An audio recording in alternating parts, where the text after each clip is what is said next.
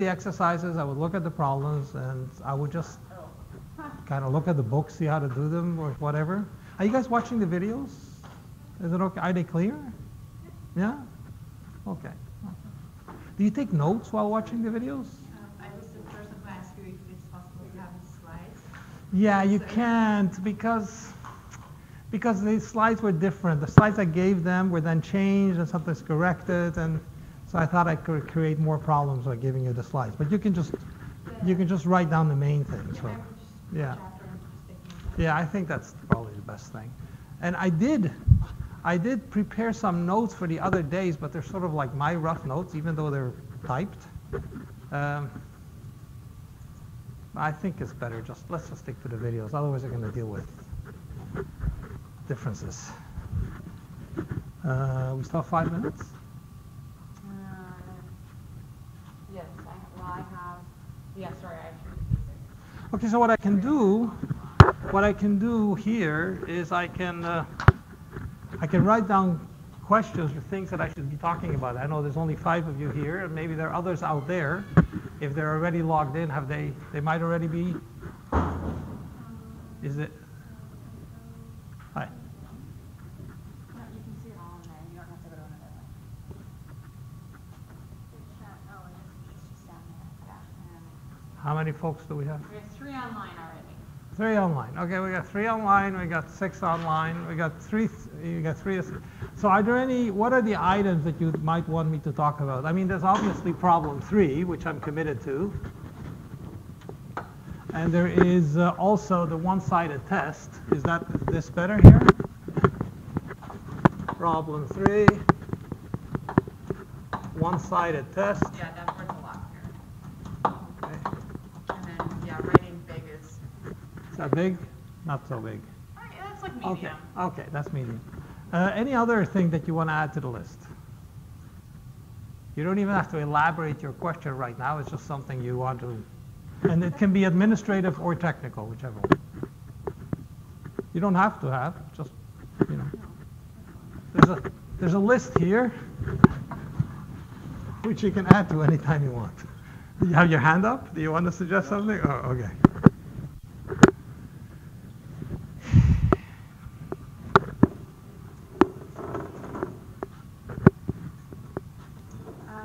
On just asked how to formulate a hypothesis. Okay.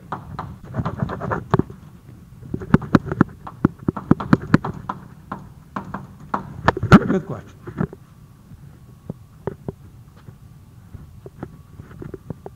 That's a very good question. So I'll do this first. And then I'll do that. And then I'll do that. So that's small. It's not important. I'm just kidding. Now you're going to write them giant. There we go. It's all in chalk, so I can erase it anytime. Not like ink, right? Yep. Sorry, the one request. Is it possible to edit the exercise solution more into how else to Say that again. The exercise solutions. yeah, they're not Sure enough. clear enough. They're like sort of, if you got the right answer, you can check. Yeah. But if you didn't get the right answer, you don't know what the heck is going on. Yes. Okay, so I agree to some extent. I think the reason why I'm doing the one-sided test is because it wasn't done in the video, and therefore I think it needs a little bit more explanation. I think if something is covered clearly in the video, then it's sort of like, yes, you've seen the video. What's the point of repeating? But I think also the fact the office hour and the tutorial are there. I think we want interaction. I think the fact that one person asks, then the other person realizes, hey, I didn't understand that either. So having some fuzziness is not necessarily bad. But I do agree that with the one-sided test, you might have had trouble following what's going on. Okay? But in general, continue to monitor it. And are there particular exercises so far where you really didn't understand what the heck he was doing? So which one? For example, today's exercise 2, the solution is one sentence. Okay, so exercise. So we're talking about day 3. Day 2, sorry, exercise 2. Yeah, like one sentence, open the page, one sentence. Yeah, the one that had a multiple choice, right? Yeah. The one that said, is it this, is it that, or is it that, right? If you either agreed, but if you didn't agree, You know the, you say, what's going on? Yeah, yeah. Okay, so I think those kinds of questions are okay here. I think we want to keep some Is interaction. it gonna be like on the final? Can it be multiple choice the question? or Yeah, they just could be. like- I've never had a test on this, so I was thinking about that because I do want to. I do want to I want to make it easy for you to do the computations by allowing you to use Excel and Minitab. At the same time, I want to make sure you understand what's flying, right? So maybe multiple choices is kind of an easy way of detecting, you know what's going on. Okay, yeah? Because there is a tendency, I think, in this kind of a course to, what are we supposed to do? How do I get the right answer? I get my mark and I'm out of here. And if you ask me the day after the course, what was it all about? I said, I haven't got a clue. I got 100, but I don't know anything. That's not my undergrad. That's why I got 100. But I mean, but I think that would be a poor course if we did that. Right. So I'd rather that you have some understanding, because what I do find in this area here is that there is a big gap between the people who practice this out in the field and the people who made up the theory and the control charts. People who use them really don't know what's going on in terms of, they just use them. If you're outside, you're inside, that's all. If you ask somebody, how did that come? Oh, I don't know, I'm not a statistician. Okay, you guys are graduate students, right? This is a university, right? So we can't run a course where you say, just do this and don't worry about it, okay? You have to have some understanding, because it does make a difference. And is the Yeah. tomorrow's quality control, is it gonna be similar to what we were studying? This is, no, because this is a review, really, okay? Believe it or not, I was gonna cover day 1 and day 2 in one day. Okay, I was gonna put it all in one long day. Okay, I initially started that way. And then I realized, that's a bit much. So this is a review. Today and tomorrow are stuff that you should have seen in some form or other before. So I'm just sort of, it's not, this is, otherwise it's a regular undergraduate statistics course almost. Okay, so it's like a skim over, and then now we're starting the subject matter, okay, of interest, and then we slow down a bit. Okay, at least we don't assume any prior knowledge. The first 2 days, there is some prior knowledge that we are sort of prior. Is it gonna be included in the final as well? The first 2 days, yeah. Because if it was just a prerequisite, I wouldn't. But given that if you're in the quality area, you have to be able to do basic tests. People would expect you to be able to do a basic test of something or other. Okay, this is it. We're on. We're in. 403. Thank you. Very welcome. Welcome to the day 2. And I guess you heard what I said before. So if any of you out there have an idea of something you want me to put on this list, add to this list, please do so. I know we only have 57 minutes or so, but whatever, we add it to the list just to know what you want me to clarify or talk about. Just say roughly what it is you have in mind. I won't ask you what it means until we get to the point. So how many are we? 3? We're 11 people left. Okay, fair enough. Okay, so let's start. Okay, hypothesis testing. Okay. How do you formulate the null hypothesis? Okay. What hypothesis testing is all about is worrying that somebody has some data that is going to end up calling you a liar. You make a claim, you make a statement, and then someone says, that's not true. Okay, you're wrong. Because I've got this data, and either you are a liar, which is the most likely scenario, or the data that I have was a fluke.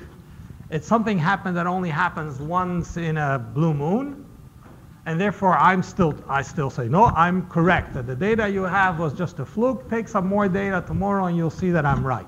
Okay. So what we look at is I make a claim that I think is true, but I want to make sure that it withstands the test of data. And all the data can do is say, you are wrong. It's not true. The data can never prove that I'm right. Can never establish that I am telling the truth. Okay, it says, in other words, imagine that there's 6 of you here and there's another 10 of you, 12 of you there, let's say it's a total of 20 people odd, and each of you has a set of data. And I make a statement. I say that the stocks of GM are gonna go up tomorrow by 20%. Okay, and I make that claim. And then you collect data from all the experts or whatever it is, and you say that no, you know, nobody out there, no investor in the world, you go ask an investor specialist, okay? There's hundreds of thousands of them, okay? And they're all registered good. I'm a nobody. So, and you go and ask them, okay? And you take a survey. And then you come back and says, you know, Professor Francis, that's not true. You know that there's maybe 1 in a million that agrees with you. So therefore you reject my claim that GM stocks are going up because you have enough evidence that can't be right. And fail to reject it. Fail to reject means that you don't know. You don't have enough evidence to tell me that I'm wrong. So if you go around and ask a few investors, and you ask 4 or 5 investors, okay, and they all say no, well, 4 or 5 investors is not enough. So you don't have enough evidence to refute my claim. So you fail to reject. You come up next. You also fail to reject, which means, as far as I'm concerned, I'm still telling the truth. Am I objectively telling the truth? Who knows? We don't know yet. The jury is still out. You come around with some other data. You also fail to reject. You fail to reject. You finally asked quite a few, and statistically, you proved that I'm wrong, and you reject my claim. So the only thing that data can do is reject a claim. Okay, you make a claim, is there evidence to reject it or not? There's no hypothesis testing that says we accept. It doesn't exist. Okay, it takes a while to get used to that. Always, why do they say fail to reject? Why don't they just say accept? The opposite of reject is accept, right? Because the math doesn't work that way. The math only works that you don't have enough evidence to prove that I am wrong. And that's all you have. Okay, that's what hypothesis testing is all about. So the null hypothesis, so sometimes conventions change, but I think the healthier things to do is make the null hypothesis the claim that somebody is making or that you want to make, something you would like to be true, okay? And make that the null hypothesis, okay? And make the opposite of that the alternate hypothesis. Now we're not where all this is all about, all hypothesis testing is all about is there enough? So this is hypothesis testing. Is there enough evidence of following the rules? We were laughing because we can see ourselves on the stream. We're like, no. To refute, to reject the claim, to reject H naught. Okay. Okay. Is there enough? And it's either yes, there is enough to reject, or no, there's not enough to reject. So we either yes, and then reject, the guy's a liar, the claim is a lie, or no, not enough evidence, not enough data. And we call this fail to reject. Okay? So in terms of the question of hypothesis formulation, you have to identify in the question what is the claim that you would like to be able to make, And then you want to test that claim to see perhaps it's false. Okay? So I think for most problems, the null hypothesis is natural. Does that answer the question from the person who was asking it? We're gonna Acknowledge? give them a bit of time to catch up. Oh, I see, to respond to the question. What, a few seconds? Yeah, like 10 to 15. Really? Oh, that's okay though. Living in the past. Living in the future. Okay, thanks. Okay, so is that clear? Okay, so that's having said that we've done that. I said I was gonna go. Let me go with these 2 and 3, and then I'll come back to 4. Okay. So I'm not saying I'm not gonna do 4, but I'm just putting a sequence in. Yes. Here's a follow-up. Yes. It says, then why do we have H1? Okay, we have H1 because we reject the hypothesis that, and we have an because it's either going to be true or something else is going to be true. Okay, so the question sounds better than the answer. So we have so the question is, why is there an alternate hypothesis?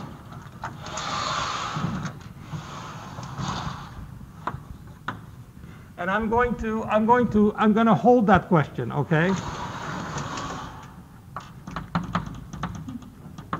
Okay, I will answer, but I will not answer right now. It's a good question.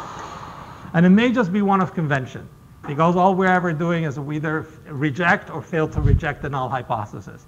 We rarely talk about the alternate hypothesis other than stating it at the front of the problem. But I'm not willing I'm not satisfied with that answer yet, so I will get back.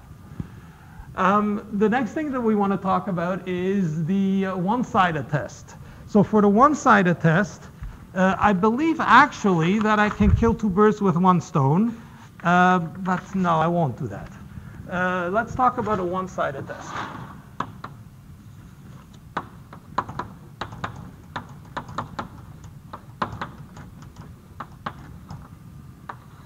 So the one-sided tests are the ones that have let's say the null hypothesis is that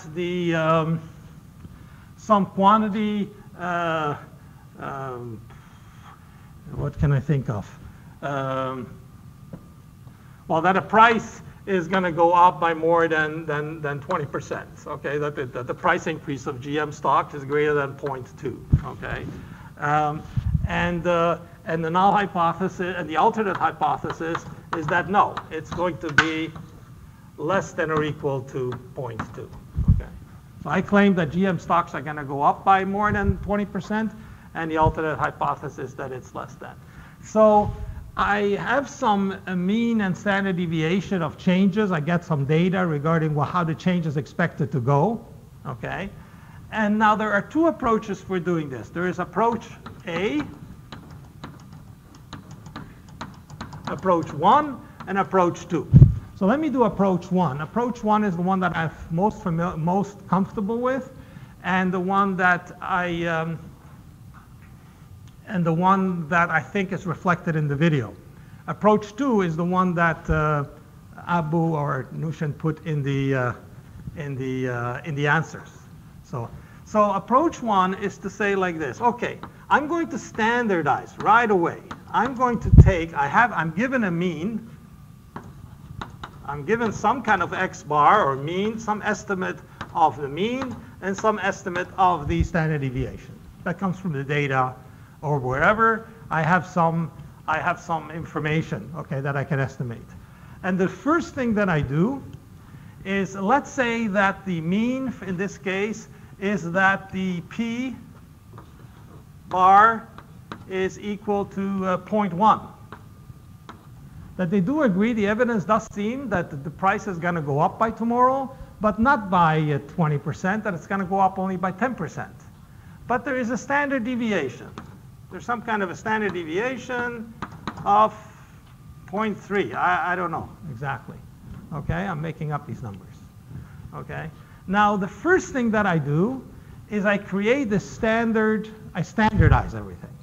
And the way I standardize it is that I say I take x bar minus mu. So in this case, it'll be, let me change this to x. And I say that the increase is going to go up. That it's the x bar minus mu, and it's s over root. I divide by sigma, which always, because there was a sample here collected of n equals 30, let's say 30 observations that led to those estimates. And this then is in the denominator, I have s over root of n. Okay. So I saw that on average,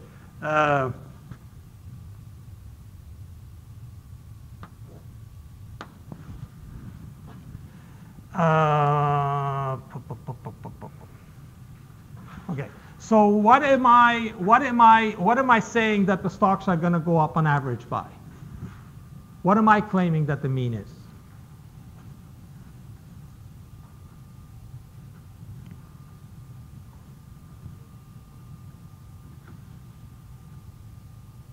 Am I claiming that x? What kind of character normally goes in the null hypothesis?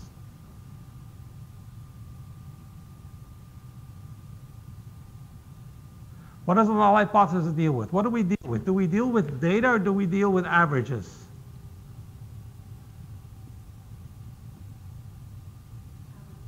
We deal with averages. We always deal with averages. Okay, that's you have to get used to that. We always deal with averages. So x is not really the right symbol here. Okay, I'm saying that that there's going to be variation about the price of stocks, but I'm saying the expected value growth in the stock is greater than 20%, and the alternate hypothesis is going to be less than that. Okay, that's my position here. Okay, and so what we saw in the data is we saw a 0.1. And we saw sigma, we saw an S, okay?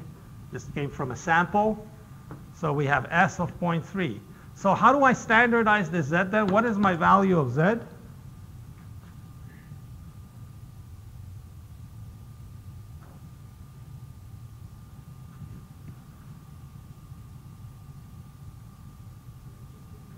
Just replace the numbers, right? So it'd just be 0.1 minus 0.2, because even though I say that's the minimum that I claim, right? That's the minimum that I claim. So if it's 0.2, then I'm correct. I wasn't a liar, right?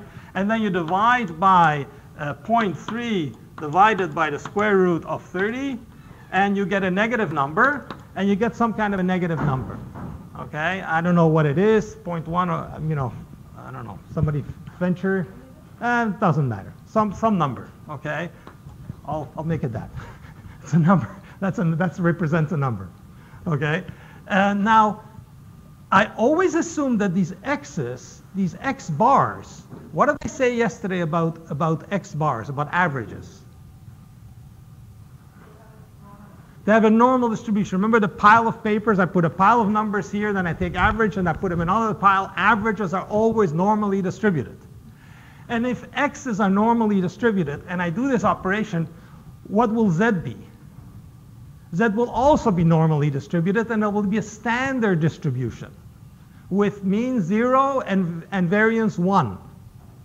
Okay? So right away, this is going to look like, I'm moving to this board. Do we have okay for this board? Okay. I mean, I can move that board up and then I erase. I suppose I can. Should be okay. Yeah, should be okay? Okay, then in my mind, I always do this. I can't operate with these hypothesis tests. I can't keep things straight without a picture like that. Okay, Z is distributed with 0, okay? And you saw an observation at minus 0.1. Sorry, you saw an observation at minus this. Right? We've transformed that. So we saw this. The question is, how far is this down the tail of the distribution? If this minus dirty circle. If this minus glob is in the middle of the distribution, then I'd fail to reject. But if this minus glob is at the far tail, then you're going to come back and say, look, I spoke to 30 experts, and on average, they said it's going to go up by 0.1. Okay? And they're normally distributed. People have proven this. These kinds of opinions are normally distributed. I think the average of them, they're certainly normally distributed. Okay? So the averages of those surveys are normally distributed because they're averages. Okay? And we have estimated the standard deviation. Okay? So this is going to be normally distributed with mean 0 and standard deviation 1. So I can calculate what the tail, the far tail of this. Because it's one-sided, I'm only dealing with this. So what do you need to proceed? You need a value of alpha. Alpha is how sure do you want to be when you reject me? Okay? Do you want to mildly reject me, or you really want to reject me? If you really want to reject me with then you go to make its tail very little. You make the smaller you make the tail, and the more you can demonstrate that I'm way off. Okay? If you make the tail 5%, I can say, 5%, that's 1 out of 20. So big deal. You tell me it's 1 out of 370. Now, that's a standard number, by the way, for the 99%. Then I might have to swallow my word, right? I might have to say, yeah, maybe you're right. Okay? So it depends how far you want to go. So at this part in the course, we use 0.05. And or 0.01, depends on. I used to teach a simulation course where this stuff came up, and I told the students on a test I didn't give them an alpha value, because I said, look, you're either going to be in the body of the distribution, in which case alpha is irrelevant, or you're going to be in the far tail, in which case you can pick your alpha really small. If you're someone in the gray area, then the guys may or may not be right. You can make alpha 0.05 and answer the question yes or no, but in real life, you're in a gray area. You really don't know whether you can reject them or not. So rather than seeing the world as black and white, because the 0.05 is arbitrary. So how can you call somebody a liar based on an arbitrary number, right? If you make the number really small, like 0.01, so 1%, you would say, okay, we decide on what's a liar based on 1% of the time. That's small enough. If you make it really much smaller than that, then it's even better. So in this course, yeah, you give it an alpha. You then have to calculate the area here, and that'll be Z alpha, and you can look that up in Excel. And then if this number is on this side, right, you got to figure out this number here. This is not the area. The area will be alpha, and this number here will be minus Z alpha. Okay? Because you're only dealing with one side you're not dealing with two-sided stuff. You're dealing with one-sided stuff. Okay? So if it lies on this side, you fail to reject. If it lies on that side, you reject. Yes? Question? Okay? All right, now that was approach 1. Approach 2 is similar. I'm going to erase some of this. Approach 2 is very similar. It just uses some different language. Approach 2 says that I hold that the average is an increase of 1%. Of 0.2. Okay, I hold that the increase is of 0.2. Yes? And that it's a normal distributed. This is along this axis is percentage increase in stock.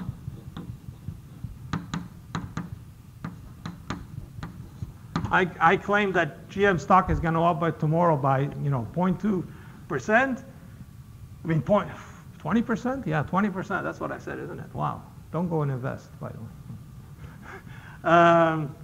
And now the standard deviation here, this spread, is based on S equal 0.3 over square root of 30, right? Because this is the distribution of the average. Okay, average increase in stock. So the average increase in stock is going to be divided by the number of observations. The more the observations, the smaller this variance, the standard deviation. And then what I have to do is I have to determine this point here as being 0.2 minus Z alpha times S over root n. So how many standard deviations? If I am, for alpha equals to 0.05, how many standard deviations? What's the value of Z alpha? You can look up in an Excel, right? If anybody goes to Excel here, you can get your norm dist. You want to input a probability, so norm dist inv, INV, right? Or no, not norm dist, norm inv. And you want to do the standard distribution, so it's norm dot des dot s dot inv. Have you found that? Has anybody found that?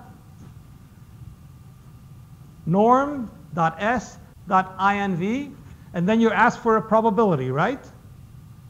So now you want to specify a probability of 0.05. And since it's standard, it doesn't need to know the mean and standard deviations because it's 0, 1. So it only wants probability, right? That's the only argument? Yes or no? Is that the only argument? A nod will do? Yeah. Then press return, and what is it? 1.6. So it'll be negative. It'll be, so this here will be, well, since you put in 0.05, it's going to be 1, so it's going to be equal to 0.2 minus 1.6, right? Because you're moving 1.6 standard deviations away. And standard deviation is 0.3 over square root of 30. And you're going to be getting exactly, now, if this point here, that means that, so if the glob here now will be what? What over in the previously it was this number here. What will it be on this chart? What was the observations that we got? What was the average increase in GM stock that we observed from the survey? It's on the board. I claimed there's going to be a 20% increase, and your survey claimed that it was going to be?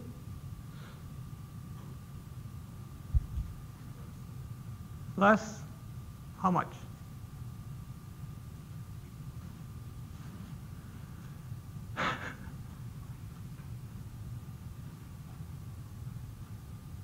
I collected 30 observations. I went to 30 experts. What was the average increase that they claimed? What's that 0.1 there? Is they claimed that it was 10%, not 20%. Right? They claimed that it was 10%.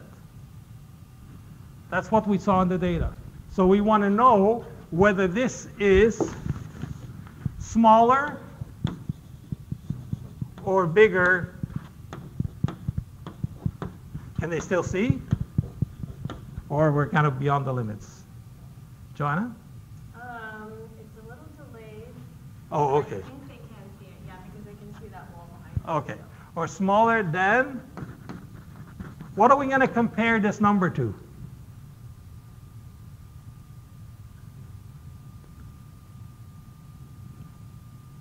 The average is 0.2.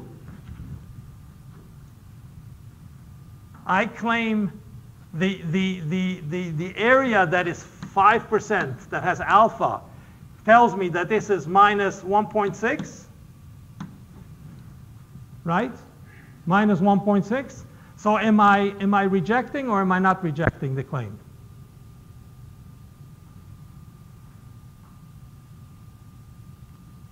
What did the people in the survey say? 10%. Right? Sorry, this is not minus. I'm sorry. This is one. This is the smallest increase that is within credibility is a 1.6. Sorry. Sorry. This is this will be some kind of amount, right? This will be this number here. This will be the number that I actually observed. This point here is this quantity here. So whatever that turns out to be, let's call this A.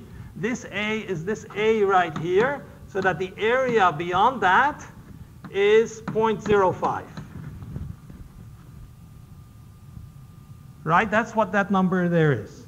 And I don't know if that number is greater or smaller than what?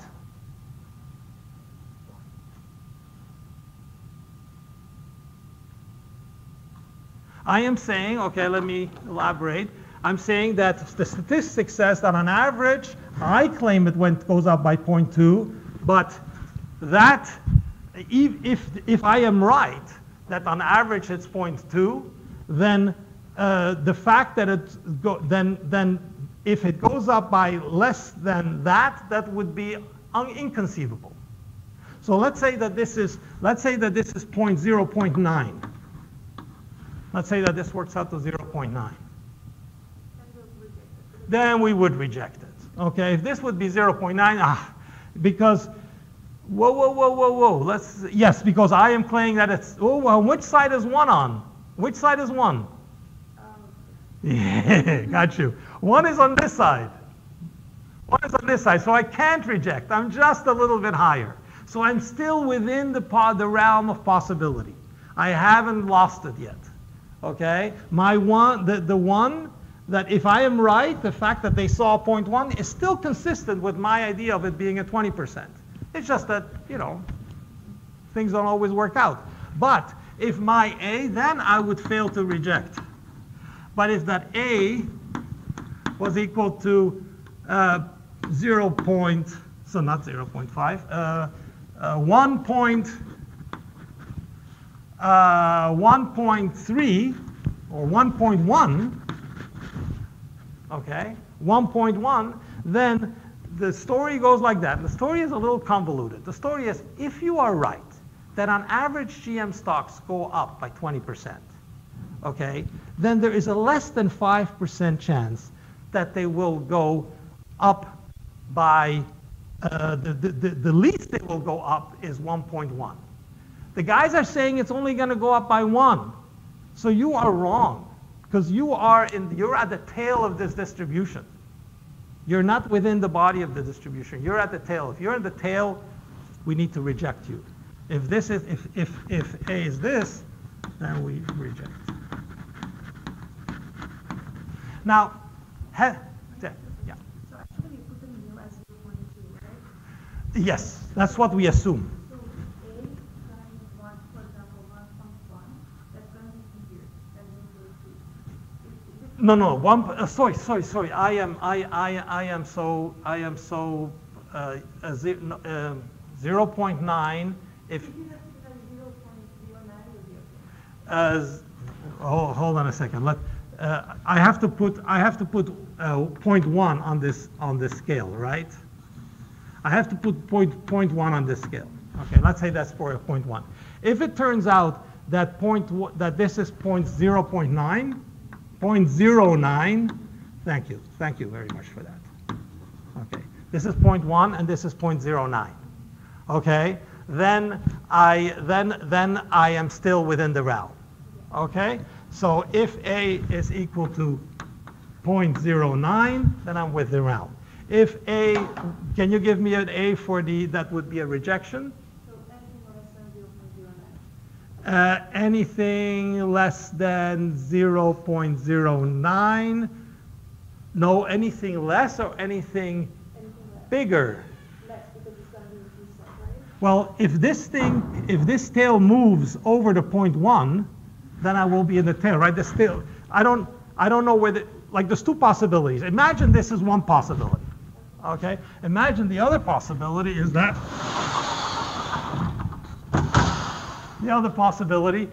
I draw a different one. I draw still the 0.2, and I still draw the 0.1, but now it turns out that, because I only drew a normal distribution, I made it up, right? The true normal distribution could also be that it's that, and this is the cutoff point, right? Oh, so if the cutoff point is 0.11, if this is 0.11, then 0.1 would be in the tail. Okay? All right. So the question is, which picture is correct? Is this picture correct or that picture correct? Or looking up the, once we calculate that, we'll know exactly where we are. Right? You could.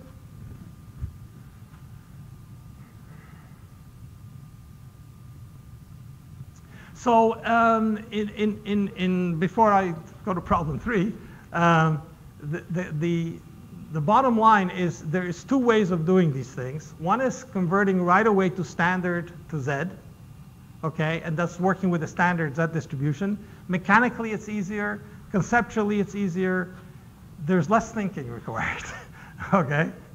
If you want to work with the original distribution, then conceptually and mechanically, it's a little bit more complicated. You get exactly the same answer, okay?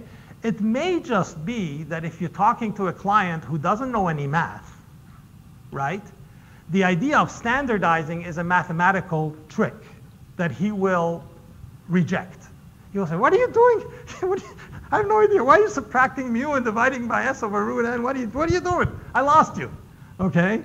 You'll lose him right away, okay? But you'll say, you know what? You don't have to understand this. I will tell you whether to reject or not. Then he will not trust you anymore, okay? So the first approach is shortcut. If you know statistics, it's just so easy and it's nice, okay? It's like taking derivatives, okay? Once you know take a derivative, it's easy, right? But you take a derivative with a client that doesn't know what a derivative is, you'll lose them right away, okay?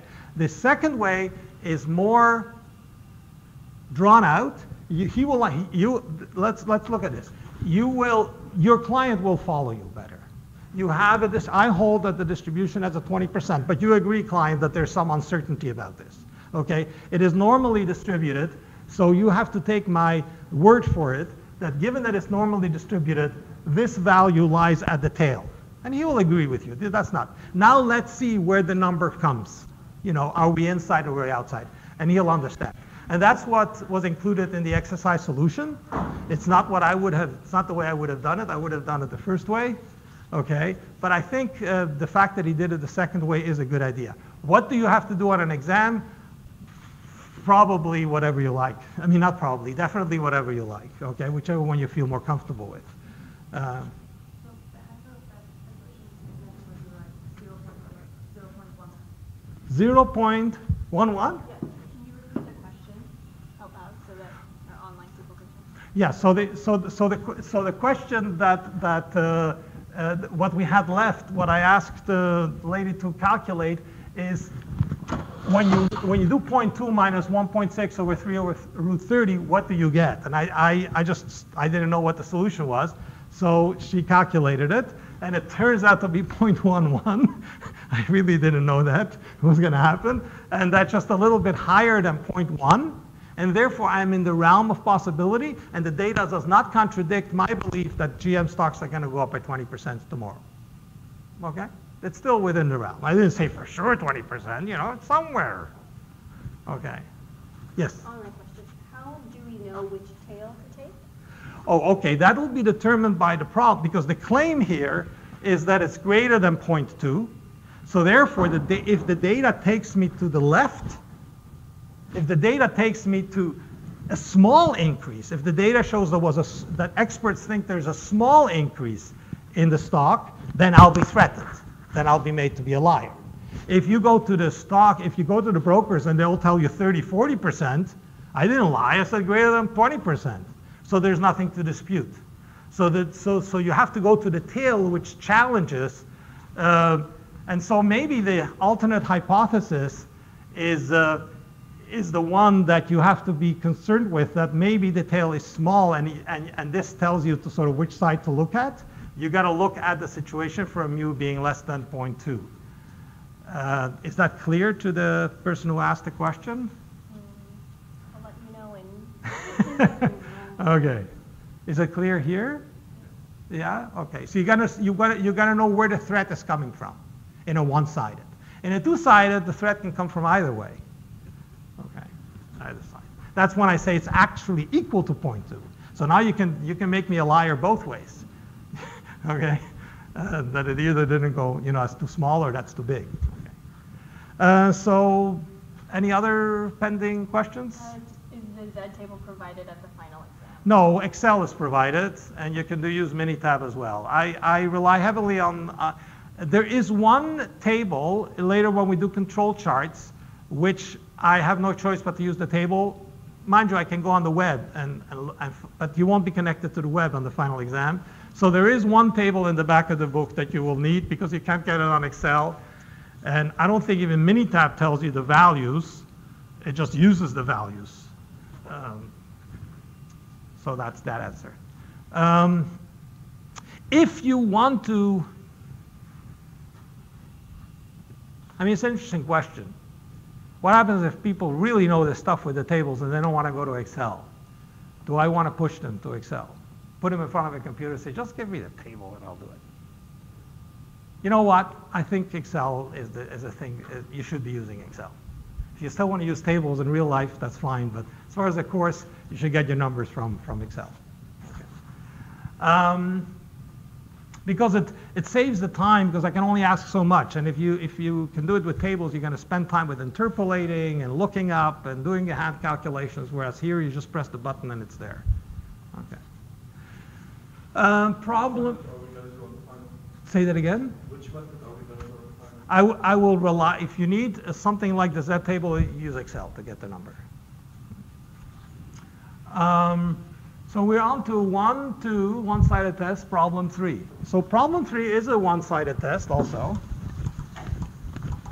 So imagine that I just read this problem for the first time. By the way, I didn't want to give you access to seeing the poll responses because you might be weighing it one way or the other. You might start to vote twice or 3 times to get your result. So, but once the poll is finished, there's no reason. But then it doesn't have that much value anymore anyway. But it was fairly tight. I think there were like 11 people for 3, 9 for 2, and 8 for 1, something like that. It was pretty evenly divided. So a manufacturer records the number of defects in the production run every day. The objective is to have at most 10 defects per day. The manufacturer believes that the current production capability does not meet the 10 defects per day requirement. So he does not believe that it meets the 10-day requirement, and therefore new equipment is installed to reduce defects. And this is all on average. You have to see that word on average somewhere in there. The following data shows the daily number of defects for 60 days of operation after the new equipment was installed on day 41. The wording may have been slightly changed, but does the data indicate a process improvement? So what do you want to make the null hypothesis? That the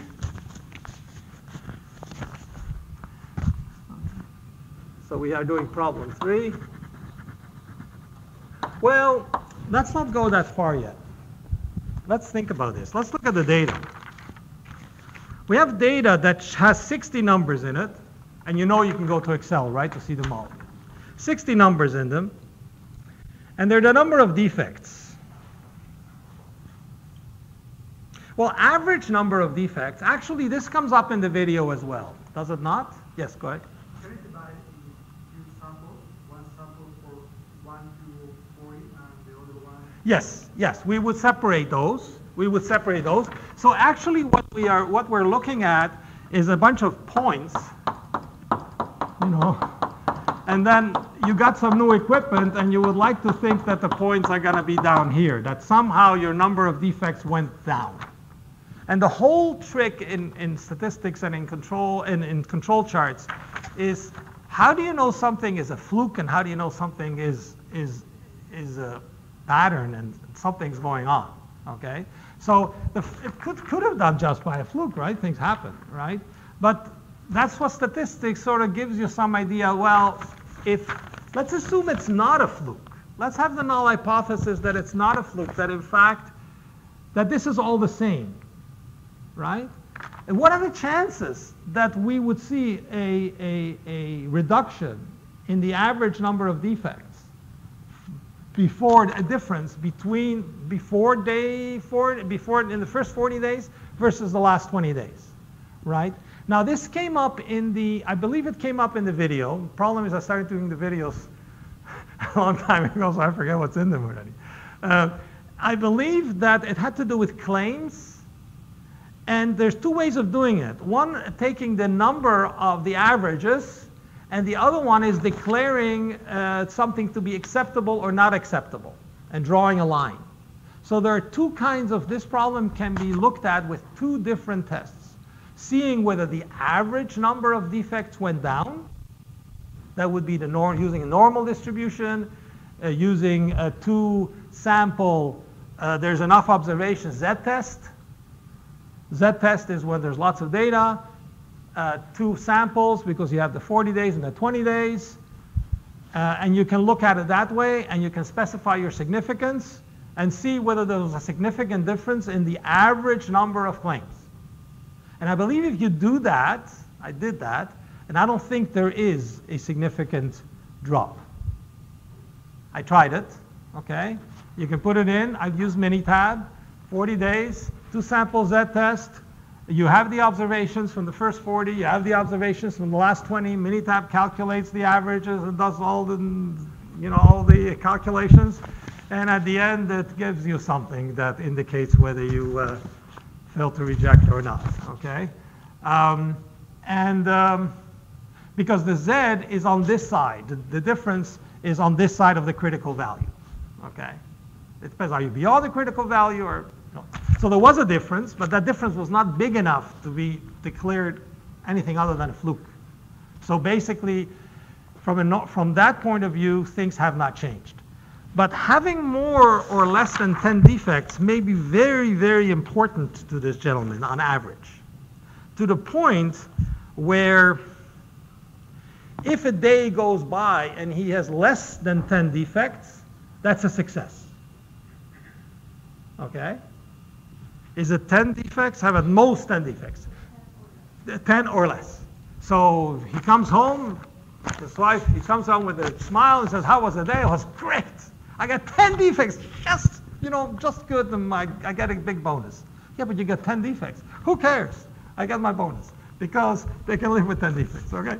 Next day he comes, I got 11. Oh my God, just missed by one, okay? But the difference for him is he's either very happy or he's very sad because his bonus depends on which side of the border he's at. Now, if you're a manager of this process, which test do you really think is more important? This one, the success or no success, or on average whether we went down? I think the average one is much more important from a, but who knows, maybe management incentives, they decided to draw a line, maybe 10 is very small.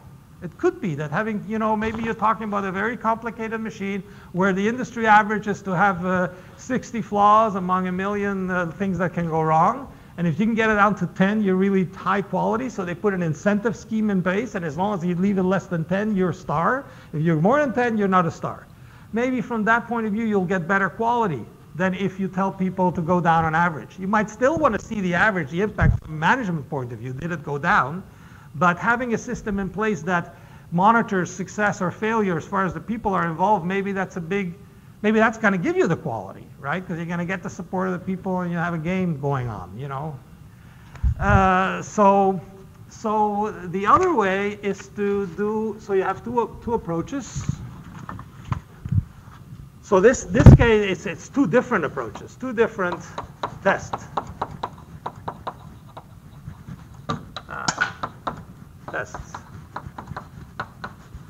The H naught would be mu1 is equal to mu2. That means the average before, in the first 40 days, this is day 1 to 40, is the same as the average after.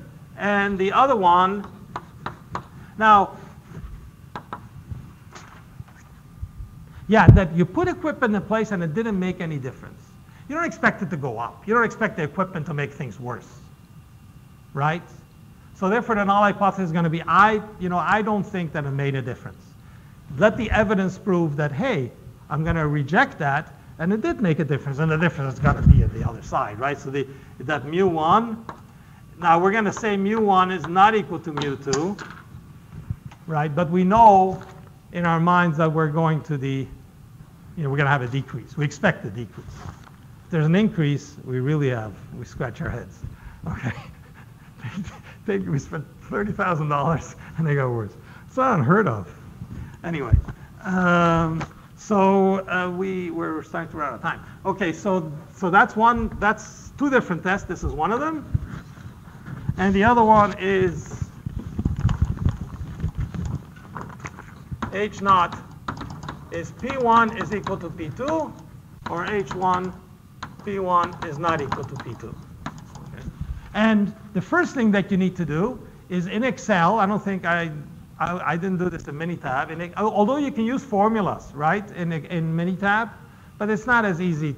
I like processing data in Excel and then sending it to Minitab, but it's up to you. You can use formulas in Minitab. You know that?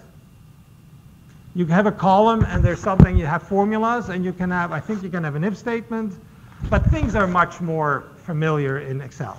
So in Excel, I had a column that said, if, I calculated, okay, if the, so we are looking at, so in the first day I got 7, so that's a success, that's a 0, right? It's 14 is a failure, that's a 1. Right?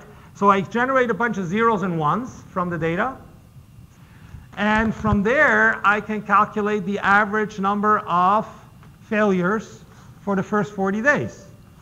Right? So P1 bar is the average number of days with more than 10 failure defects in first 40 days. Days 1 to 40. Okay, I get a P1 bar. What was that? Yeah, I put the failure as 1. Okay, if it's more, I mean, it's arbitrary. You can, there's nothing wrong with doing it the other way. You just have to decide one way or the other, whatever you think is more natural. So you'll have, so is it clear then that in Excel, you would have an if statement, right? You would have here the numbers. The numbers would be 7, 14, 11, 9, 4, ... And then you would have I would have a success. I would have, S success or failure. I would have, this is a success, so I'll call it a 0. And a failure is a 1, a 0. And I would count the number of days that I failed. And therefore, my P1 is my failure rate of days. Is that clear? Yes? Okay? Okay. I do the same thing with, and this is the data that I come with. This is the number of defects. Okay, I do the same thing for the last 40 days. The data there is 40, yeah, 10, 12, 9, 9, blah, blah, blah. And then here, this success or failure, this is success. Failure, success, success. And then I get the average down here is P1 bar, and the average down here is P2 bar. Yes? Yes? We're okay? So you add up all the numbers and divide by the number of numbers. So this is the number of, so this is the number of days that you failed out of 40. So what percentage of the days did I fail? And this is what a percentage of the days did I fail after I put in the new equipment. And I'm trying to test the hypothesis whether they have changed or haven't changed. Okay? Now you then look back at your video and you say, what is the statistic for 2 sample? I have a 2 sample p-test. Right? A 2 sample p-test. And you can do these things from, you're looking at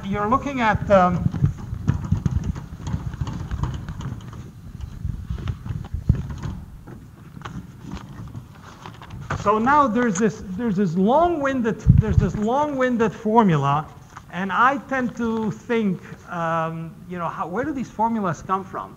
Well, I'm looking at the difference in means, which is P1 minus P2. I always have in my mind Z x minus mu over sigma. That's what's in my mind, because I want to standardize. I don't want to use the long-winded approach. I want to use the shortcut. Okay, I'm in statistics. I can ride on my predecessors to make my life easier. Okay, so I could have the long-winded. Once I have done the work and I need to explain it to my boss, I might look back at my notes and figure out how to do it in the original. But I'm going to standardize. Are you okay with? Huh? You're okay? Okay, you're going to standardize first. So you're going to standardize. And you're going to say, okay, this is x, which is my difference in the actual percentages. What is the assumption? What is the assumed mu in the null hypothesis? This is the mean, the average. This is the observed difference. Okay, in the mean, these are mean values, difference of means. This is the observed difference. If the guy is telling the truth that it didn't make any difference, what would be the difference in the two? What would be the equivalent of this term there? 0, right? I believe there is no difference. Now I've got this sigma at the bottom. What do I do with that? Okay, then I say, okay, hold on a second. This is binomial. These 0 ones are binomially distributed. This was a mean of a binomial distribution. These numbers are binomially distributed, zeros or ones. Question? These are zeros or ones. This is the mean of a binomial distribution. What's the standard deviation of a binomial distribution? You're going to say, I don't know. I go to Google. Binomial distribution. What is the standard deviation? NP 1 minus P. That's the standard deviation, right? Oh, NP 1 minus P. Yes, that's true. Okay, so NP. But hold on a second. So hold one thought. One thought is that the thing for binomial is NP 1 minus P. Okay, but that doesn't do me any good here because I've got two of them, right?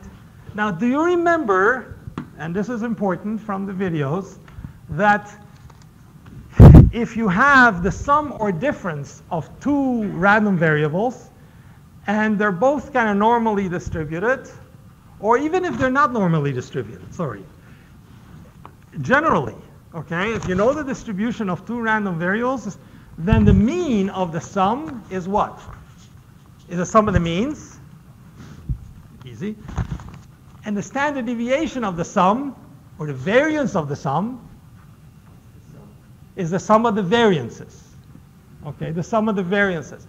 What about the difference? The difference is the same, but not the variance. The variance is still the sum of the variances. So the mean is the difference of the means, and the variance is the sum of the variances. So it's the sum of the variances in both cases. Whether you're adding numbers or subtracting numbers, it gets wider. Okay, when you have, okay, it just gets wider. So if I want, and then you see, take the variances. So the variances, I can do that squared, and I can do that squared, and then I will have sigma is going to be the square root of these guys. Right, that's the sigma that I got to put there. But wait a second. There is the business of the root n, right? There is the root n. Hold on a second. These guys are distributed with, I don't have sigma, I have s's, right? I have I have a sigma. But what's, oh, hold on a second. Let's hold this thought a second. Am I losing it? NP1, N1 P1, 1 minus P1, right? Plus N2 P2, 1 minus P2. That was the variance of the other binomial. But there was something about having to divide by the variance. You got to divide the variance by n, right? Because you're taking a sample. So when you take a sample, you take the variance and divide it by n. So this is variance here, right? So what do I have to do to this number? Divide it by n1. And if I take that, I get that. But wait a second. Divide by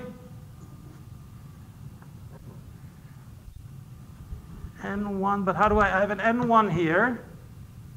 n1 p1, 1 minus p1. Where does the square come out?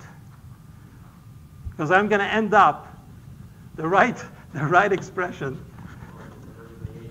Huh? Over the square root of n. Yeah. Square it all, then you get sigma squared over n. Yeah, you're there.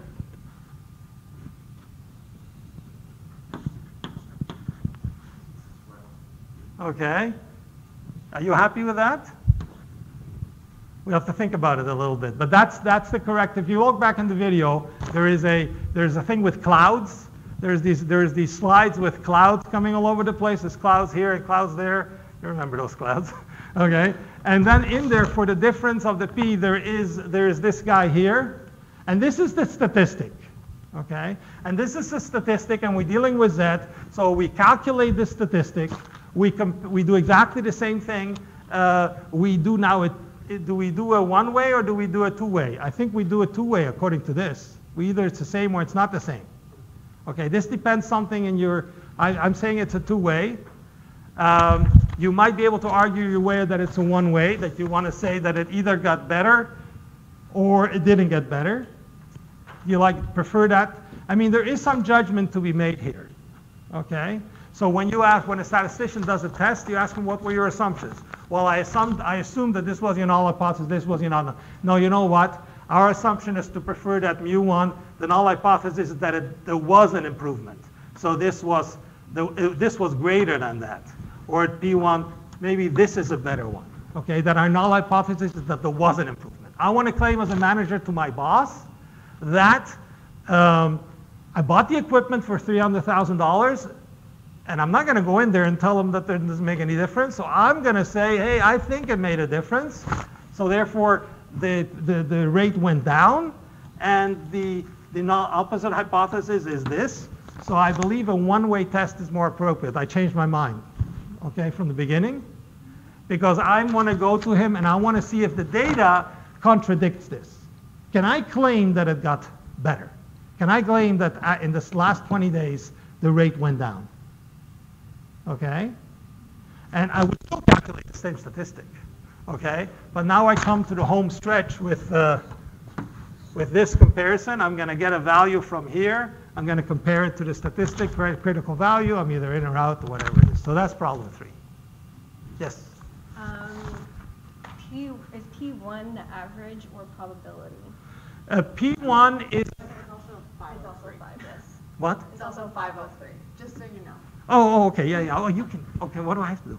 Okay. No, I just didn't want you to know that. No, fair enough. Okay, so I will answer that question, and then I will get a sense of the room, and then because what I'll say is that, hey, let's continue the conversation on Piazza. Okay, we can do that, or we can continue conversation tomorrow, whatever. Okay. So P1 is, in binomial terms, is a parameter of the binomial distribution. It's a parameter of the binomial distribution, but its meaning is the probability of having a success or a failure. Okay? So it's a parameter, and that parameter also happens to be a probability. So if the probability of a coin flipping, or not a coin, a coin flipping, no, that's not a good thing. It's got to be something that's of me flipping. No, the probability of taking a chair and flipping it and seeing whether it's always going to land with that side down, right? We need some kind of uncertain event. Me picking up Joanna, no, sorry. Something that is not regular, you don't know exactly how it's going to fall. Is that leg going to fall this way or that way, okay? So the probability of it falling that way is P. But now I'm going to flip that share 32 times. And the question is, what percentage of those 32 times will it be headed that way or this way? So that P of the probability of falling that way on one toss is a probability of it falling that way, but it's also a parameter of the binomial distribution to get a different probability, which is the probability that it will fall that way 13 times out of 32. Is that clear? Or did I just sell you a used car? It's both the probability of one toss, of one event, and a parameter of the binomial, which is trying to estimate the probability, or give you the probability of more than one event. Okay. Any other things? I think we are done. Are there any pressing questions that I did say, I put a list down, and I didn't do YH1, I will note that, and I didn't do day 2, exercise 2, and why don't you look at it again. Oh, this is the true and false thing, right? Yeah. Yes, I will come back to that tomorrow. So that will be on the list of tomorrow's tutorial, because it's important for moving forwards. Those alphas and betas and power and beta is very important when we're going to talk about control charts, so we better deal with that now. So I will make a note. And YH1, I will think about that. And exercise day 2, exercise 2. That's for tomorrow. Okay. See you tomorrow. Say that again.